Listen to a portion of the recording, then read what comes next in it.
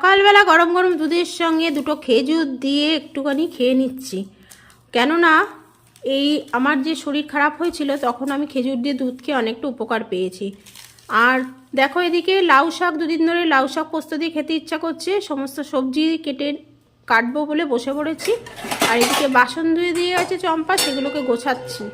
আর লাউ পাতাগুলো বানাবো আজকে ভর্তা, আর লাউ শাক পোস্ত দিয়ে বানাবো সবজি দিয়ে।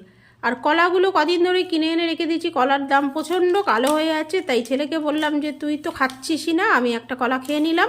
আর এদিকে ভাতের হাঁড়িতে জল দিয়ে আমি ভাতটা বসিয়ে দিলাম, কারণ এখন অনেকগুলো কাজ আছে, সেইগুলো করব বলে। এদিকে ভাতটা আস্তে আস্তে হতে থাক, ওদিকে আমি নিচে গিয়ে কিছু কাপড় জামা ধোয়া আছে সেগুলো মেলাতে হবে।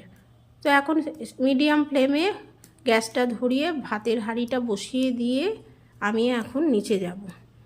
এদিকে